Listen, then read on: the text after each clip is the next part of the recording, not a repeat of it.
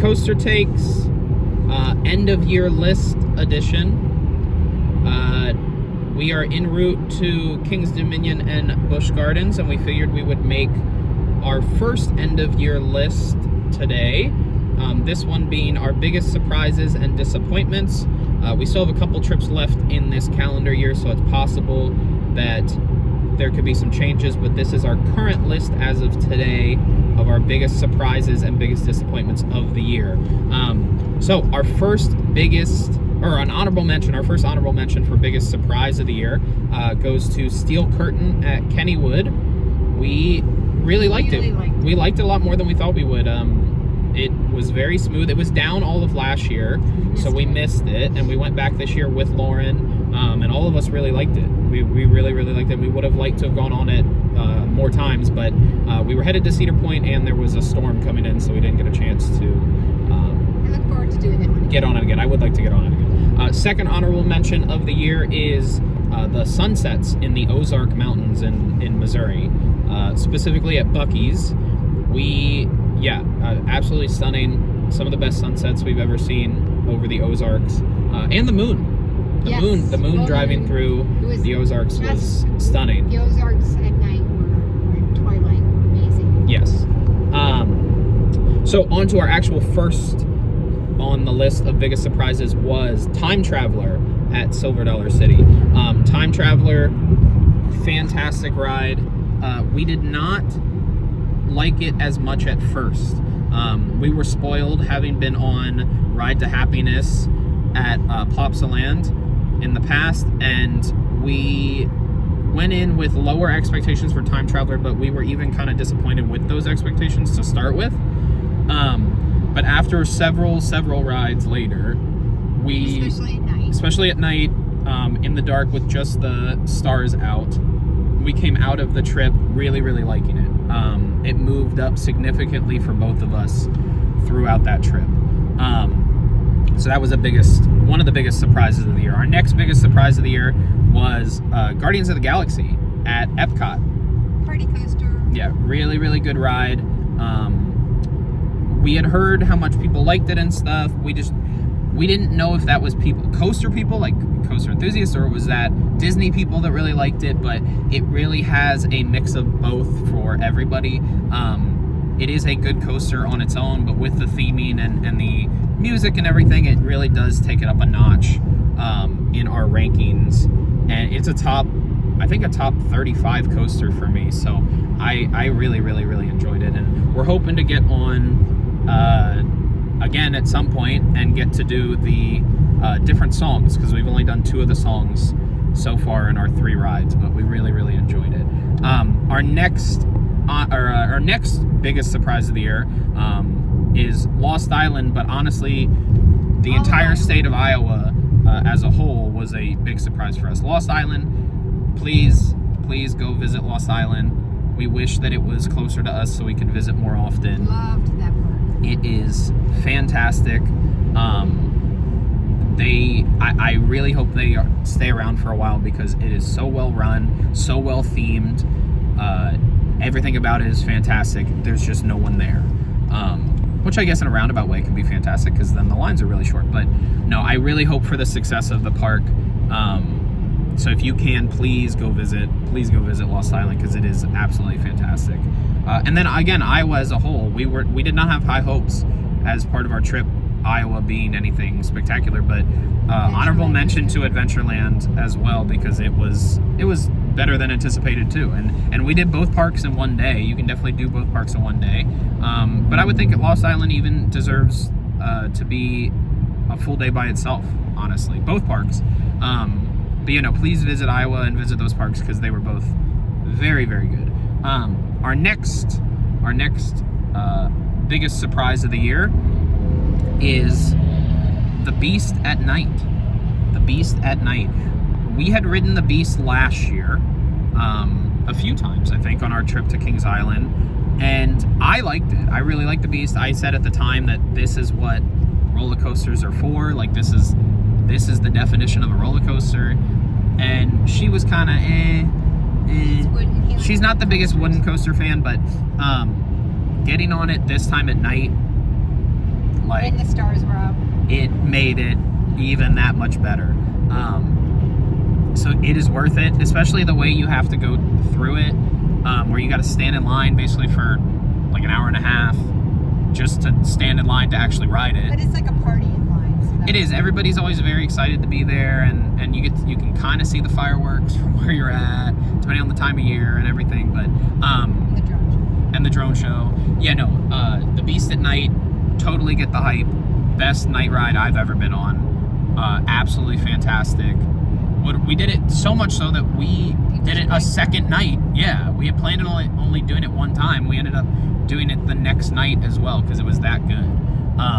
So yeah, please ride the Beast at Night. It's so good. And then our last biggest surprise of the year is the Flash at Six Flags Great Adventure. Great Adventure, not a great year for that park. Taking down King Ka, taking down Green Lantern. I didn't like Green Lantern, but still a coaster taken down. Having their King Ka replacement be delayed. It was just not a great year for the park, but that is not because of Flash. Like, Flash was way better than we expected.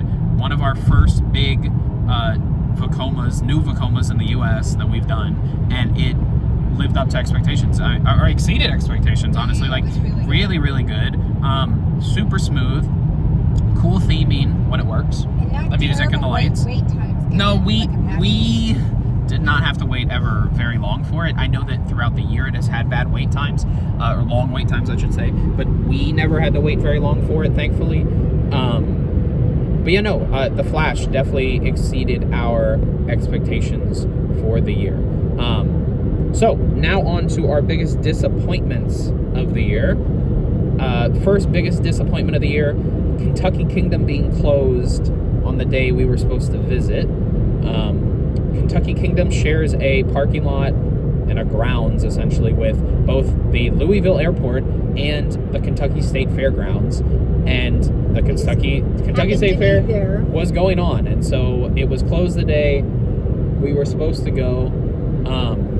So at some point we'll have to go back because we would like to visit that park, and I know they're getting a lot of investment and stuff, so it gives us a good excuse to go back. But kind of very disappointing actually we didn't get to do it because I was hoping to up our credit count and stuff, but we missed out on it, so we'll have to go back. And then the second biggest disappointment, which honestly this doesn't have to do with the park itself, it has to do with the circumstances around the park, is Six Flags America. We went the week before they announced they were officially closing, and we said how much better the park was. It finally was in a good state. Like the best it's been in 20 years. Yeah, the best it has been anytime we'd ever been. And we were like, oh, they're finally turning a corner. Maybe they're gonna put some investment. Yeah, exactly. And then some new coasters. And then the next week they announced they're closing permanently, and it was very sad. We ended up going, I think, 3 times throughout the year. With it being our actual home park, it is sad to lose. Hoping that somebody comes in and buys it. I don't think they're going to. But yeah, that has to be an honorable mention because the park itself was not disappointing this year. Actually, it was probably in our biggest surprises. But the circumstances surrounding it has to be in the biggest disappointments. So our first actual biggest disappointment of the year was the operations at Carowinds. Made me sad. We really liked Carowinds last year when we went. And we went over Memorial Day weekend. Yeah, we went. It was super crowded, and operations were fantastic. I mean, they were rolling trains on everything. Not this time when we went. When we went this time, it was basically 1 train on everything, maybe 2 trains, and the staff were frankly just not good. Like, especially at Fury, they were just nasty. Yeah, they were mean, like yelling at people, telling people. They reseated us after. Yeah, they reseated us after putting us in a row. Yeah. They came over and literally jumped on restraints of people and stuff. It was just totally unnecessary, totally unprofessional, not good. I still like Carowinds. I know that it can be very good, but it just was not when we were there this year, unfortunately. And again, we really like that park, so it was disappointing. Second biggest disappointment of the year was Mamba at Worlds of Fun. We had heard people talk about how good Mamba is. And we love Steel Force at Dorney. And we were told that Mamba is just a better version of Steel Force. We were really looking forward to it. It runs without trims, and it is insane in the last airtime hills and blah, blah, blah. It was awful. To the point where we literally got more airtime on the Wacky Worm that's at the park than we did on Mamba. And I said, I think it's my biggest disappointment of a coaster that I've ever been on. With the amount of... I said to her when we were talking about the trip and when we were driving and stuff that Mamba was one of my most anticipated rides of the year. And it was... It just wasn't... Last Bunny Hills, it was like you were on a kiddie coaster. Yeah, it just wasn't good. Slow. And it was very sad. Like, you could see how it might be great if you're flying over those.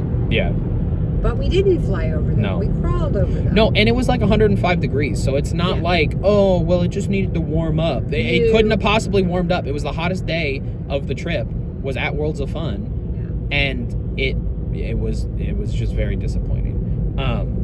Our next biggest disappointment was Mount Olympus and the Wisconsin Dells as a whole.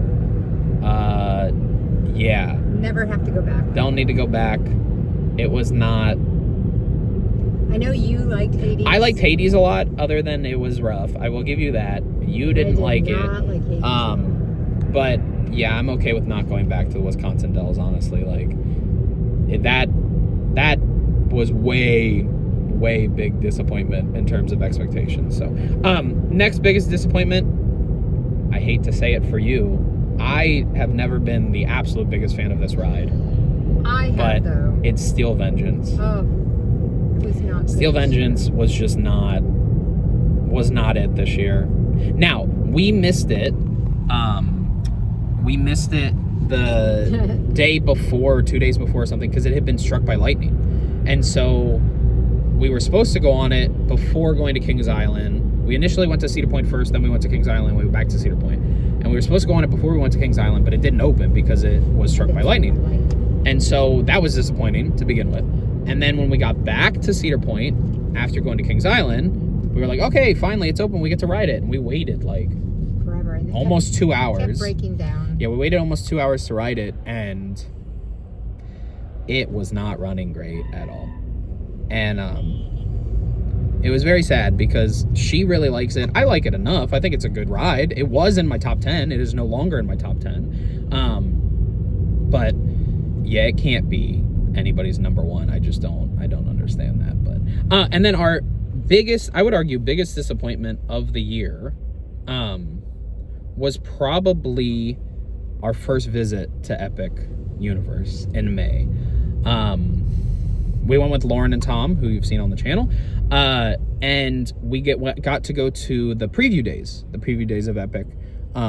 Very excited about it. Brand new park, this big investment park in Orlando. First one to open since '99. At that point, all preview days had gotten really pretty good reviews. Yeah, not super crowded. Like, everything was open. We happened to go on the worst possible preview day that they had. Basically, everything was closed throughout the day at some point. Both Stardust and Donkey Kong never opened. Stardust, they didn't even tell us it wasn't going to open. They just, like, it wasn't listed as closed. Donkey Kong at least was listed as closed. They were filming. They were, is that what it was? Mm-hmm. Oh, well, Stardust, they never said it was going to close. No. They just had people standing out in front of it. And then finally, like, we waited probably 2 or 3 hours throughout the day to see if Stardust would ever open. It didn't, obviously. And they finally, at like 7 or 8 o'clock at night, they finally said, oh yeah, it's closed. So that was a big disappointment. The rides being closed was a big disappointment. The queue system. Yeah, the what's it called? Virtual queue system for Battle at the Ministry was a big disappointment. Thankfully, they've gotten rid of that now. You can just get in line.